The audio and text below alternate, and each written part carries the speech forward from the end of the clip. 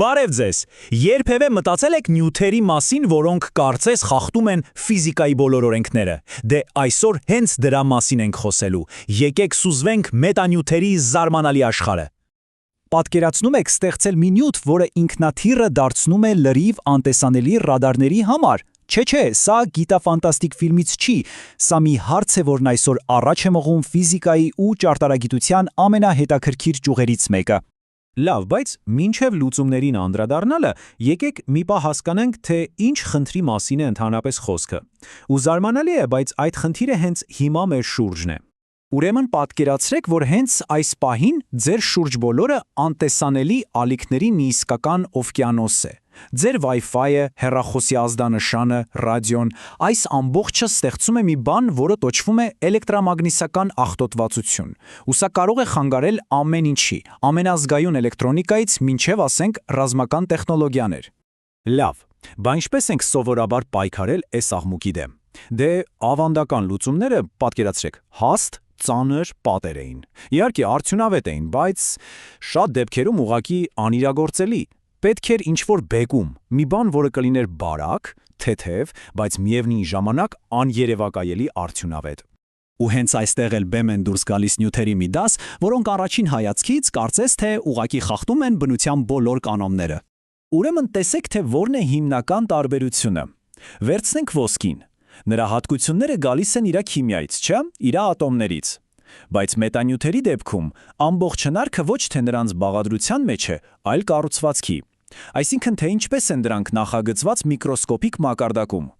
Մենք փաստորեն ոչ թե գտնում ենք, այլ ճարտարագիտության միջոցով կառուցում ենք նրանց հատկությունները։ Այնպես որ եթե փորձենք պարզ սահմանում տալ, մետանյութը արհեստականորեն ստեղծված կառույց է։ Այն հատուկ նախագծված է էլեկտրոմագնիսական ալիքների հետ փոխազդելու համար այնպես, ինչպես բնության մեջ գոյություն ունեցող ոչ մի նյութ չի կարող։ Սա իրոք հիմնարար տեղաշարժ է նյութագիտության մեջ։ Իդեպ հենց մետանյութ տերմինն առաջին անգամ օգտագործվել է 2001-ին ՌՄ Վալսերի կողմից։ Նա հենց սա էլ նկատի ուներ՝ նյութեր, որոնք պարզապես ավելի լավն են, քան այն ամենը, ինչ մենք կարող ենք գտնել բնության մեջ։ Լավ, այսքանը հասկանալի է, բայց եկեք մի քիչ ավելի խորը գնանք։ Ի վերջո, ո՞նց են այս նյութերն իրականում աշխատում։ Ինչպես են կառուցում մի բան, որը կարող է դառնալ, այսպես ասած, ալիքի թաքարդ։ Պատկերացրեք սովորական եռաշերտ սենդվիչ։ Վերևում մենք ունենք շատ մանրակրկիտ նախագծված մետաղական նախշերով մի շերտ։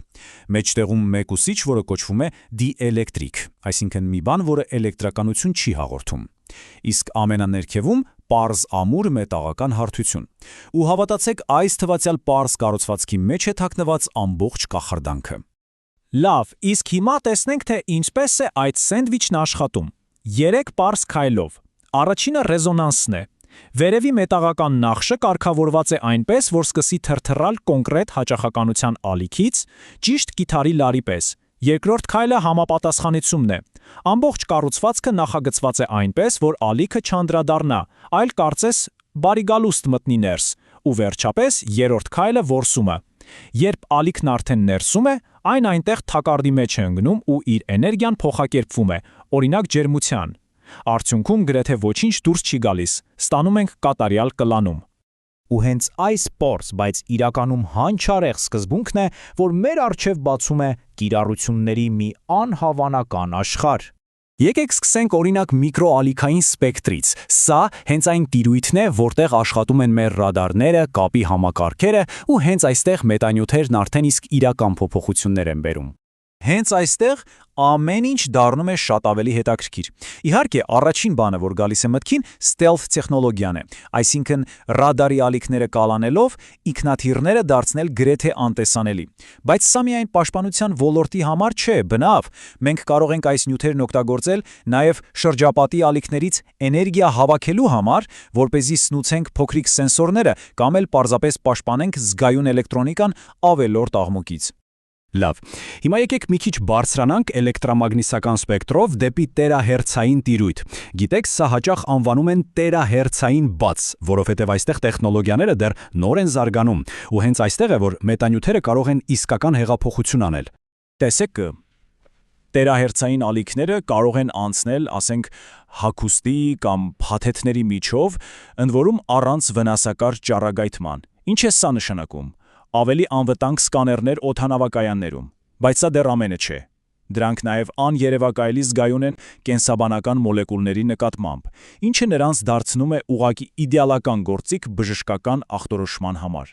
Պատկերացրեք բիոսենսորներ, որոնք կարող են հիվանդությունները հայտնաբերել շատ ավելի վաղ փուլերում։ Ու վերջապես, եկեք բարձրանանք սպեկտրի ամենավերին հատվածը՝ օպտիկական տիրույթ, որտեղ մենք արդեն գործ ունենք հենց լույսի հետ, ու այստեղ արդեն հնարավորությունները իսկապես գիտաֆանտաստիկ են թվում։ Մի պահ պատկերացրեք արևային մարտկոց, որը կլանում է արևի լույսի ոչ թե 20 կամ 30, այլ գրեթե 100%-ը։ Սա կարող է ամբողջությամբ փոխել վերականգնվող էներգետիկան։ Ու իհարկե անտեսանելիության գաղափարը։ Հիշում եք, խոսում էինք ռադարից անտեսանելի լինելու մասին։ Դե այստեղ արդեն խոսքը լույսի ալիքները օբյեկտի շուրջը ծռելու մասին է։ Ճիշտ է, մենք դեռ լիովին չենք հասել այդ կետին, բայց մետանյութերը սա դարձնում են գոնե տեսականորեն հնարավոր։ Այնպես որ եթե ամփոփենք միկրոալիքային տիրույթից մինչև տեսանելի լույս, այս հատուկ նախագծված նյութերը կարող են հեղափոխություն անել ամենուր պաշտպանության, անվտանգության, բժշկության, էներգետիկայի ոլորտներում։ Այս տեխնոլոգիայի ընդգրկումն ուղղակի ապշեցուցիչ է։ Ու այս ամենը մեզ բերում է մի շատ կարևոր, թերևս ամենակարևոր եզրահանգման։ Հասկանում եք, սա ուղղակի ավելի լավ սարքեր ստեղծելու մասին չէ։ Սա մեր մտածելակերպի հիմնարար փոփոխություն է։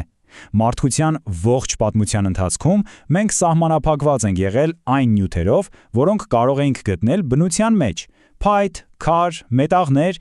իսկ հիմա մենք կարող ենք նյութեր նախագծել զրոյից, ճիշտ այն հատկություններով, որոնք մեզ պետք են։ Զրո։ Բնության մեջ գրեթե զրո նյութ կա, որ ունի այն հատկությունները, որոնք մեզ պետք են այս ամենին հասնելու համար։ Բնությունը մեզ այդ գործիքները չի տվել, ուստի մենք դրանք հիկները ստեղծեցինք։ Ու սա բացում է մի դուռ դեպի մի աշխարհ, որտեղ փաստորեն միակ սահմանափակումը մեր երևակայությունն է, այլևս ոչ թե այնինչ գտնում ենք, այլ այնինչ կարող ենք պատկերացնել։ Ու սա մեզ թողնում է մեկ հիմնական հարցի առաջ. եթե մենք կարող ենք նախագծել ցանկացած նյութ, ցանկացած հատկությամբ, ապա ինչ ենք մենք ստեղծելու հաջորդիվ։ Այս հարցի շուրջ մտածելու առիթով էլ կավարտենք։ Շնորհակալություն։